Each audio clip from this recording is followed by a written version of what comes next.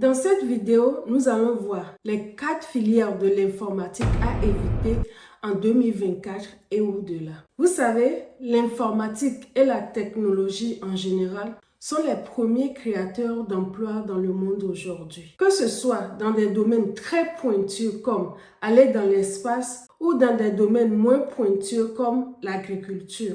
Une chose très importante à noter, c'est que tous les métiers de l'informatique ne se valent pas. Mais beaucoup plus important encore, certains métiers clés qui ont joué des rôles très importants dans la digitalisation du monde ne sont plus très demandés aujourd'hui. Le premier métier dont nous allons parler est l'un des piliers de tout ce que nous observons comme évolution technologique. C'est un métier que j'aime particulièrement, un métier que j'ai eu à pratiquer en Afrique et aux États-Unis, mais qui est malheureusement en déclin pour plusieurs raisons. Le premier métier de l'informatique à éviter en 2024 est le métier de programmeur ou développeur d'applications, développeur front-end, développeur back-end, quel que soit le nom qu'on lui donne. C'est le premier métier dans notre liste à éviter. Êtes-vous au courant du récent renvoi massif de programmeurs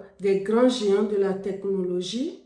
En avril 2024, Google, Amazon, Apple et Microsoft et d'autres géants de l'informatique ont renvoyé près de 70 000 employés. Et ceci n'est que la énième vague de renvoi massif depuis 2022. Je déconseille à tout jeune débutant en informatique en 2024 de choisir comme métier la programmation. Je m'appelle Florence. Je suis dans l'informatique depuis plusieurs années. J'ai eu ma licence en réseau informatique et télécommunications en 2009. Avant cela, j'avais eu un bac électronique, un bac F2 en 2006. Ce qui signifie que je m'intéresse à tout ce qui est technologie, tout ce qui est informatique depuis 2003, au moins 2003. J'ai eu à occuper différents postes en informatique.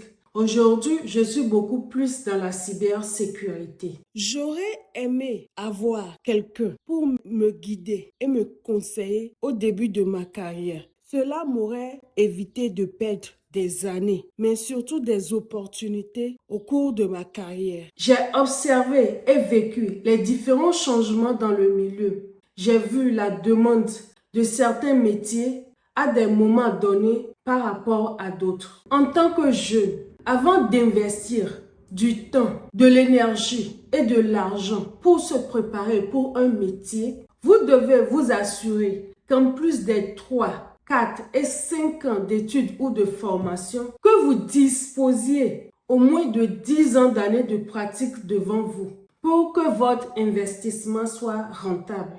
Quelle que soit la plateforme de recherche d'emploi que vous utilisez, pour une offre d'emploi de programmeur, la demande est largement au-dessus du nombre de postes à pourvoir. Et généralement, c'est ceux qui ont de l'expérience qui peuvent espérer quelque chose, à moins que vous ne soyez un jeune exceptionnel. Le renvoi en masse de développeurs des grandes entreprises est dû au fait que les investissements sont orientés vers d'autres spécialités, telles que la cybersécurité, le cloud et la robotisation. Il faut aussi souligner que contrairement aux années précédentes où il n'y avait pas assez de développeurs ou de programmeurs qualifiés, aujourd'hui, les écoles et universités ont réussi à combler ce vide. Devenir un développeur d'applications n'est plus un bon choix de carrière aujourd'hui. Mais savoir programmer est un atout exceptionnel et vous pouvez apprendre la programmation par vous-même gratuitement. Regardez cette vidéo ici. Essayez à l'instant T de chercher des offres d'emploi pour le poste de testeur de logiciels ou ingénieur QA, Quality Assurance. Et dites-moi dans les commentaires combien d'offres vous avez trouvé.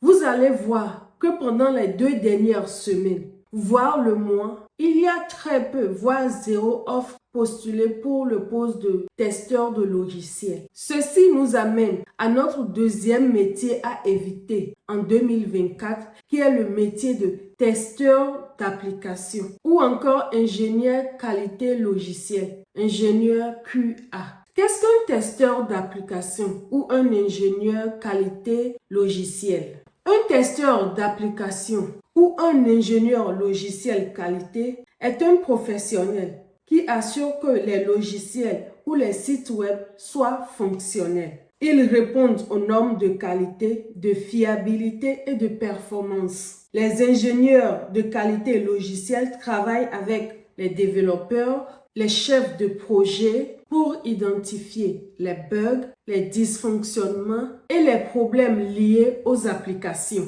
Non seulement les offres d'emploi deviennent très rares pour le métier de testeur d'application, mais aussi la montée en puissance de l'automatisation et de l'intelligence artificielle transforme très rapidement le monde des testeurs. Les outils de test sont maintenant automatisés et sont de plus en plus capables d'effectuer les tâches répétitives. Ceci réduit la demande en testeurs manuels. Beaucoup d'entreprises aussi préfèrent sous-traiter la fonction de testeur à des agences en Asie qui sont beaucoup moins chères. La dernière chose à considérer pour le métier de testeur, c'est que l'évolution de la carrière est très limitée. Vous avez très peu de possibilités d'avancer dans ce domaine. Si vous aimez la vidéo jusque-là, n'oubliez pas de liker et de vous abonner à la chaîne.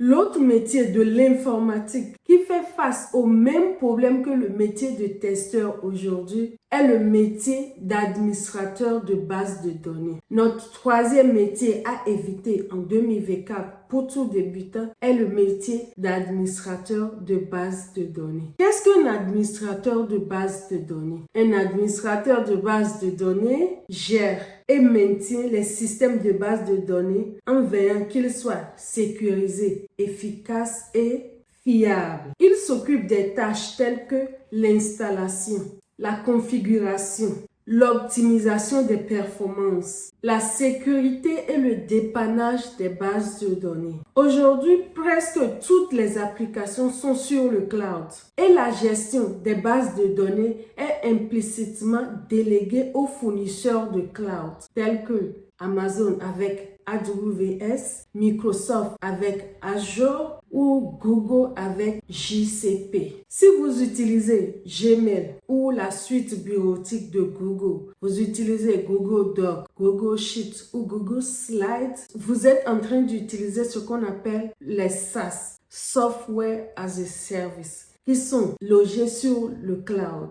Même la suite de Microsoft que nous tous nous utilisons depuis des années, que ce soit Word, Excel, Teams ou PowerPoint, sont aujourd'hui sous forme de SaaS. Vous n'avez plus besoin d'installer ces applications avant de les utiliser. Ainsi, les données sont directement stockées sur le cloud et non sur des bases de données quelque part dans une entreprise. Comme la plupart des applications aujourd'hui sont stockées sur le cloud, la majorité des entreprises n'ont plus besoin de gestionnaires de bases de données en leur sein. Pour tout débutant en informatique cette année, le métier d'administrateur de base de données n'est pas le meilleur choix à faire. Si vous commencez votre carrière en informatique en 2024, un métier qu'il faut aussi éviter absolument, c'est le métier de data analyst ou analyste de données. Qu'est-ce que le data analyst? Un analyste de données ou un data analyst est un professionnel qui collecte, traite et effectue des analyses statistiques sur de grands ensembles de données pour identifier les tendances, tirer des conclusions et pour aider les entreprises à prendre les bonnes décisions. Qu'est-ce que cela veut dire? Cela veut dire que tout ce que vous mettez comme information sur Internet est collecté, filtrés, analysés pour des besoins spécifiques pour des entreprises. Certains sont utilisés pour entraîner l'intelligence artificielle. Tout comme les autres métiers cités au préalable, le métier d'analyste de données est aussi menacé par l'intelligence artificielle et l'automatisation. Quel est le métier de l'informatique que vous connaissez qui doit faire partie de cette liste? Donnez-moi vos avis dans les commentaires. Merci et à la prochaine.